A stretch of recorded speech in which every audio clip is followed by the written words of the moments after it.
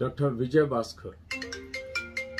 Today we are discussing ఇవాళ ఈ రోజు మనం మాట్లాడుకున్నది డయాబెటిక్ మధుమేహ వ్యాధిలో వాటికి ఉపయోగకరంగా షుగర్ గ్లూకోజ్ లెవెల్స్ ని తగ్గించే కొన్ని ఆహార ధాన్యాల గురించి తెలుసుకుందాం.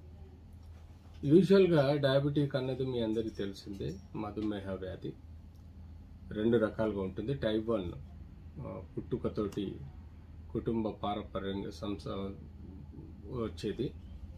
రెండోది type 2 diabetes, non insulin dependent diabetes. అది యూజువల్గా 30-35 ఏళ్ల తర్వాత కొన్ని కారణాల వలన వచ్చేది.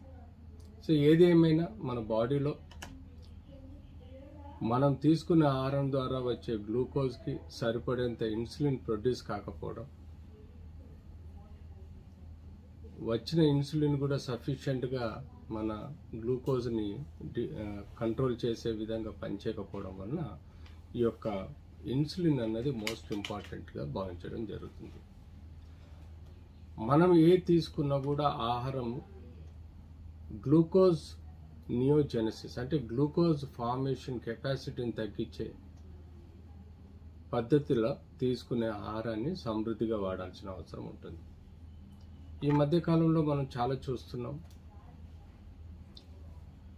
ప్రజలు ఎవరైతే డయాబెటిక్ లోనవుతున్నారో వాళ్ళు ఎక్కువగా కార్బోహైడ్రేట్కు అలవాటు పడుతారు. అంటే కొంచెం కర్రీ వేసుకొని ఎక్కువగా రైస్ తినడం, ఎక్కువగా పిండి పదార్థాలు తినడం, ఇలాంటివన్నీ మనకు హెవీ కార్బోహైడ్రేట్గా భావించడం జరుగుతుంది.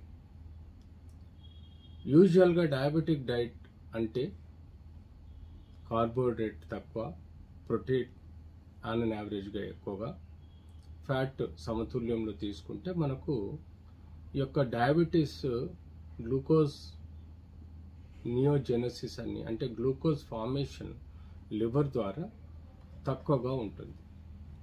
ఆబ్వియస్గా షుగర్ వస్తువులు అన్నటి ఏవైనా కూడా అవి పండ్ల రూపంలో కూడా, స్వీట్స్ రూపంలో కానీ, తీసుకునే ఆహార పానీయాల వలన కానీ గ్లూకోజ్ ఫామ్ అయ్యే గ్లూకోజ్ మెడిసిన్స్ కానీ ఆర్ ఫుడ్ పదార్థాలు లేకుండా చూసుకోవాల్సిన అవసరం ఉంది. ముఖ్యంగా గ్లూకోజ్ని కంట్రోల్ చేసేది అంటే గ్లూకోనియోజెనసిస్ కాకుండా చూసేది ముఖ్యంగా మనకు మెంతులు చాలా వరకు మనకు ఉపయోగకరంగా ఉంటాయి. అవి మనకు కావలసినంత ఈ గ్లూకోజ్ టాలరెన్స్ని పెంచుతుంది. తద్వారా మనకు గ్లూకోజ్ ప్రొడక్షన్ లివర్లో తగ్గించడమే కాకుండా ఇన్సులిన్ కెపాసిటీ పెంచే ఆస్కారం ఉంటుంది. కాబట్టి తద్వారా మనం షుగర్ని సమృద్ధిగా కంట్రోల్ చేయగలుగుతాం. అంతేకాకుండా రోజు ప్రొద్దున్నే మనం వీలైనంత వరకు మెంతులు, చిరుధాన్యాలలో ఎక్కువగా మనము సీడ్స్ రూపంలో ఉండే పదార్థాలు, సీడ్స్ రూపంలో ఉండే గింజలు కానీ నానబెట్టి మనం వాటిని తీసుకున్నప్పుడు అవి మనకు ముఖ్యంగా ఎక్కువగా ఫైబర్ ఫుడ్గా అవి ఉపయోగపడుతుంది. అంతేకాకుండా షుగర్ గ్లూకోజ్ జెనసిస్ అంటే గ్లూకోజ్ ప్రొడ్యూస్ కాకుండా మనల్ని కాపాడుతుంది. రోజు తీసుకునే ఆహారంలో సమతుల్యంలో తీసుకుంటూ ఎర్లీ మార్నింగ్ మెడిటేషన్, యోగా, ప్రాణాయామం, ఫిజికల్ ఎక్సర్సైజ్ చేస్తూ దానికి తోడు మార్నింగ్ బ్రేక్ఫాస్ట్లో 2 ఇడ్లీలు ప్రిఫరబ్లీ విత్ చట్నీ కానీ,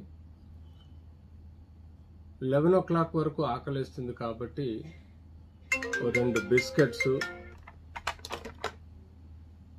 ప్లస్ షుగర్ లేని టీ, కాఫీ కానీ, మిల్క్ కానీ తీసుకోవచ్చు. ప్రిఫరబ్లీ మిల్క్ అవాయిడ్ చేస్తే మంచిది, ఎందుకంటే అది కూడా ఒక విధంగా టర్న్ చేస్తుంది కాబట్టి. మళ్ళీ సాయంత్రం 5 గంటలకి ప్రిఫరబ్లీ లంచ్ ఒక 2 పుల్కా, 2 కప్పుల కర్రీ, 100 గ్రాములు అన్నం తీసుకొని కొంచెం కర్డ్ కూడా తీసుకుంటే మంచిది. మళ్ళీ 5 గంటలకి 2 మేరీగోల్డ్ బిస్కెట్స్ కానీ ఓట్ మీల్ బిస్కెట్స్ కానీ తీసుకొని షుగర్ లేని టీ కాఫీ కానీ తీసుకోవాలి. అలాగే మళ్ళీ సాయంత్రం 8 గంటలకి ఆ 9 గంటలకి ప్రిఫరబ్లీ కార్బోహైడ్రేట్ తీసుకోకుండా, అంటే గోధుమలు కానీ లేకపోతే అన్నం కానీ వాడకుండా ఆకుకూరలు, కూరగాయలు, గ్రీన్ సలాడ్స్ లాంటివి ఎక్కువగా తీసుకుంటూ కావలసినంత ఎనర్జీ రిస్టోర్ అవ్వడానికి మనము ఆర్టిఫిషియల్ క్యాలరీస్ కలిగిన షుగర్ ఏవైతే ఉంటుందో అవి మనం కావాలంటే టీ కాఫీలో కానీ మిల్క్లో కానీ తీసుకోవచ్చు. యూజువల్గా ఫ్రీక్వెన్సీ పెంచాలి, క్వాంటిటీ తగ్గించాలి డయాబెటిక్ యొక్క ఉపాయం. తద్వారా మనకు డైజెషన్ ఫాస్ట్గా అయి బ్లడ్ షుగర్ లెవెల్స్ను కన్జర్వ్ చేస్తుంది. కాబట్టి బ్లడ్లో sugar levels fasting 100, post lunch 200 లోపల ఉంచే ప్రయత్నం చేయాల్సిన అవసరం. తద్వారా మనం ఎలాంటి సెల్స్ డ్యామేజ్ కానీ డయాబెటిక్ వలన వచ్చే కాంప్లికేషన్స్ కానీ అవాయిడ్ చేయగలుగుతాం. సో ప్రిఫరబ్లీ మెంతులు ఆర్ సీడ్స్, ఏ పదార్థాల యొక్క, ఏ చెట్ల యొక్క, ఏ పండ్ల యొక్క గింజలు కానీ వాటిని మనం సమృద్ధిగా నానబెట్టి తీసుకుంటే తద్వారా మనకు